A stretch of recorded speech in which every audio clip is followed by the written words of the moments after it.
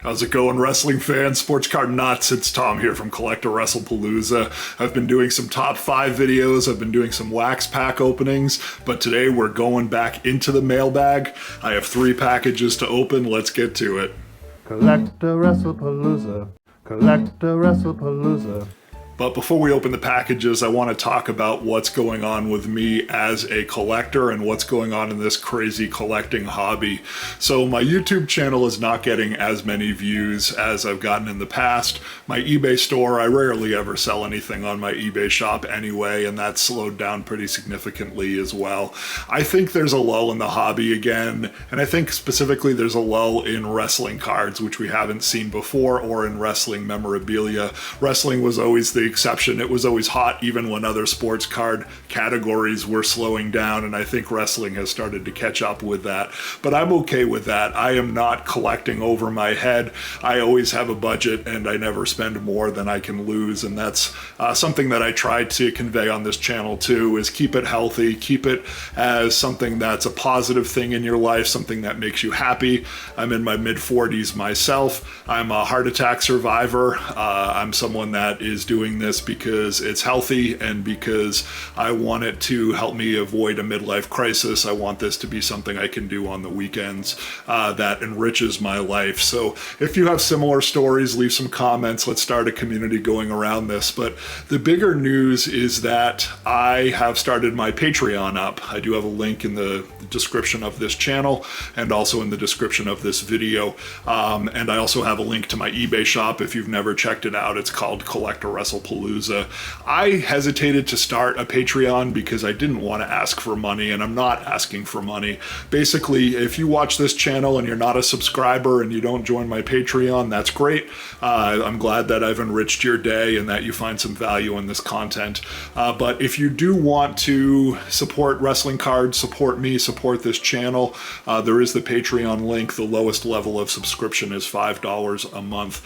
And when you think about it, I said $5 a month, that's a ton of money, but that is so far less than minimum wage, and these videos take me a long time to make. If you're a social media content creator and you take it seriously at all, you generally get burnt out. I post videos every single week. I always spend at least one day of my week pretty engrossed in making videos. So I don't pay myself anything, of course. There's no money coming in, and this is really a labor of love, and it's something I want to continue to do, and I will continue to do regardless. But I wanted to put it in that context because when I started thinking about it in those terms, I'm not monetized. Like I said, I'm not making really money on my eBay store, and I'm still continuing to do this, hoping that it enriches the hobby and enriches folks' lives. So anyway, enough about that. Let's get to the opening. That's why you're here. The first one here is a Prime package. I don't know what these are this week. In the spirit of my mailbags, I don't like to know what's inside each parcel before I open it. So let's see and get surprised together. And we've got a second package inside the first, and this inner package here. Let's see what's in that. This is, it appears to be a slab. It is, I think I know what it is now because I haven't been buying too many slabs. No, this is not what I thought it was. This is a Ken Griffey Jr. 1990 star card. And I don't know the grading company. This was graded a Gem Mint 10. I know that when you buy slabbed cards from unreputable grading companies, it's the same as buying it raw, is what they say. But I figured it may be a little bit better than buying it raw. At least there's some authenticity to it, particularly with a brand like Star that we know there may have been counterfeits. And then also it is a 10, which of course is better than a 9 or better than an 8. So even though this is not a reputable card grading company, I didn't spend much money on this because it's not PSA or anything like that. We know the Michael Jordan cards, the Star rookies, have skyrocketed in the hobby, and there is talk that some of the other Star sets that are out there are also going to gain momentum as well, particularly these baseball cards, and Ken Griffey Jr. was a hero in the steroid era. So I picked this up. It was next to nothing. I don't know anything about it. It is potentially a rookie card. I don't know, 1990, I think that's a rookie year for Ken Griffey Jr. And it's also labeled as a promo card, but he's definitely young in this picture. And this is a blank back promo, like I said. So if you look at the back of the card, there's nothing on it. This is a flyer. I bought this figuring, you know, this is a pure play of something that might go up in value. I'm not a particularly big Ken Griffey Jr. fan. I'm not a particularly big baseball fan, but I love baseball cards for the nostalgia. I collected them as a kid, and I thought that this was a good pickup for all those reasons. Next, we've got a box here. This is about slab size as well, although it could also be an audio cassette. But it was not sent media mail, it was sent retail. So I'm thinking that it's probably not an audio cassette, but we'll see. Inside the bubble wrap here, it is an audio cassette.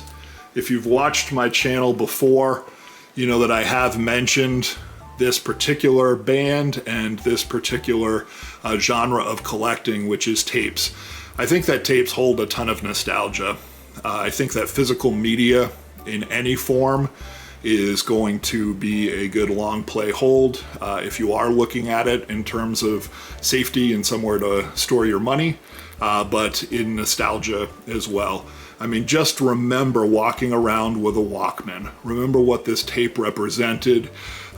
People that used to buy tapes are now in their 30s and 40s and 50s, and that's when they have disposable income, and that's when they're looking to relive some of the nostalgia from their youth. And what better opening first album in the history of rock than Guns N' Roses' Appetite for Destruction.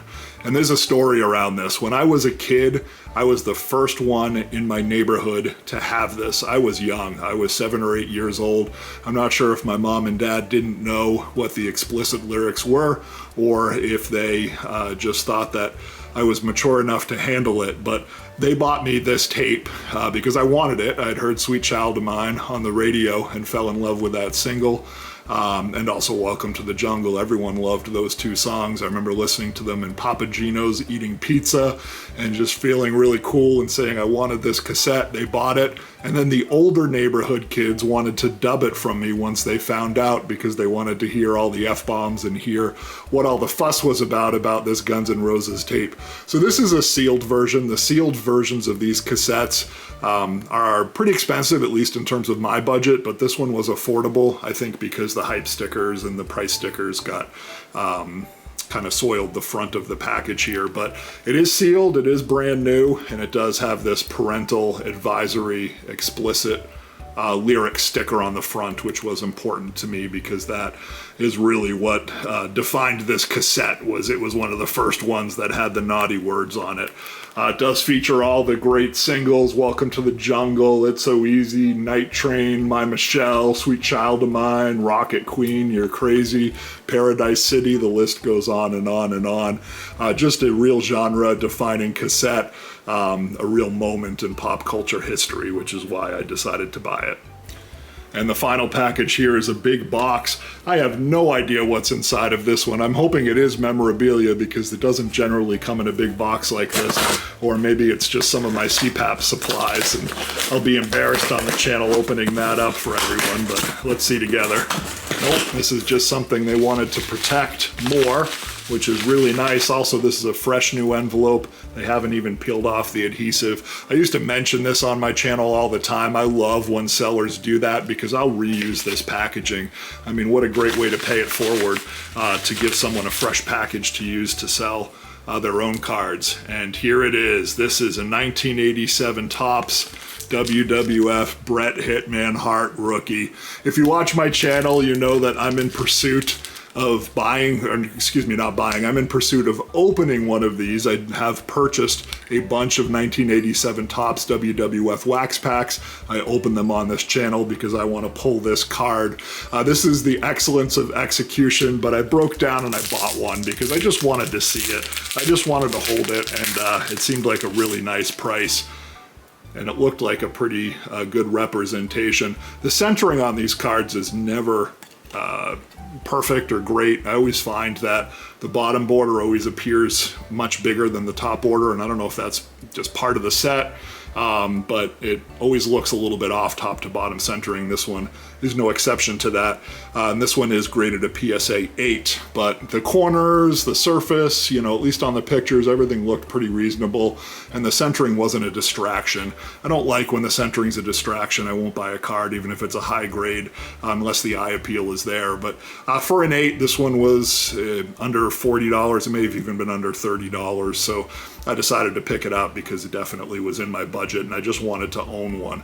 I still am going to try to pull one in a pack, which of course is going to be a much more expensive way to do it, and the one I pull in the pack might not even grade an 8. It might grade lower than an 8, you know, who knows, but it's just the whole experience of pulling it yourself. And there's also a story around this one of, if you find something on eBay that you want, bid up and buy it. At the same time as this PSA 8 rookie base card was on eBay, there was a PSA 9 sticker, which is arguably a much more desirable card. I'm sure it's going to be a lower pop count because it's harder to get a high grade on stickers, and it's still a rookie card, and it's my favorite sticker design of all time, the 1987 Topps WWF. I did not bid that one up. I left it. I didn't, put a big bid. I was winning and then hoped that that bid would hold, and it just did not. And then afterwards, when I saw that email that said this item got away, I wish that I had put more money onto it because you might not see it again. So if there's a card on eBay that you're bidding on and it's something that is a price that you're happy with and you might not see it again, make sure that you also support your fellow collector, put those bids out there, and just grab it. You're going to regret not getting it. Of course, don't go over your budget, but wrestling cards are so inexpensive right now. As long as you're not buying the big cards, you probably can afford it. And, spend the extra $10, $15 to make yourself happy. That's my advice for the day. And that does it for this week. I hope this video brought you some inspiration or a little joy. Thank you for supporting the channel. I'm really glad you chose to watch this. Have a great week. Be good to yourself, and more importantly, be good to each other. CollectAWrestlePalooza. CollectAWrestlePalooza.